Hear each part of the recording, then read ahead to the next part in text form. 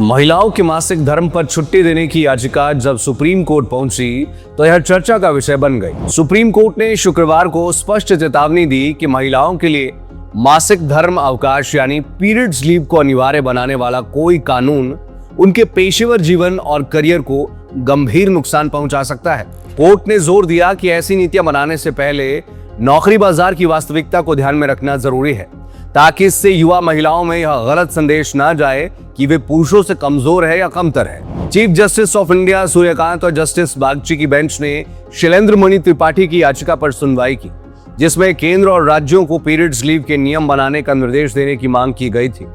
मुख्य न्यायाधीश की प्रमुख टिप्पणियों में कुछ ये बातें शामिल थी। उन्होंने कहा कि ये याचिकाएं नेक नियत से नहीं बल्कि एक गहरी सोची समझी साजिश लगती है।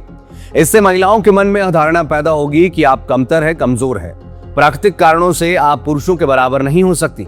अगर महीने में 3 से 4 दिन की छुट्टी अनिवार्य कर दी गई तो इसका महिलाओं के करियर पर बुरा असर पड़ेगा, कोई उन्हें काम पर नहीं रखेगा। कोर्ट ने यह भी कहा कि जिस क्षण आप अनिवार्य कानून लाएंगे, आप नहीं जानते कि उनके करियर को कितना नुकसान आप पहुंचाने जा रहे हैं। कोर्ट ने कहा कि संविधान में महिलाओं के लिए सकारात्मक कदम उठाना मान्य है, लेकिन जॉब मार्केट की व्यवहारिक सच्चाई को नजरअंदाज नहीं किया जा सकता।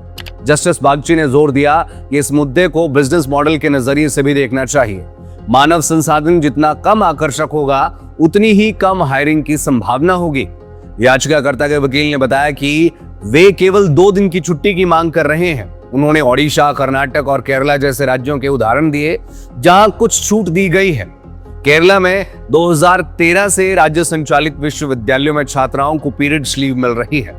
इस बीच कोर्ट ने यह कहा कि निजी कंपनियों द्वारा यदि स्वेच्छा से छुट्टियां दी जाती है तो वो सराहनीय बात है, लेकिन अनिवार्य कानून बनाना खतरनाक है। तमाम चर्चाओं के बाद बेंच ने याचिका को डिस्पोज ऑफ कर दिया। आपका इस पर क्या कहना है, कमेंट के माध्यम से जरूर बताएं।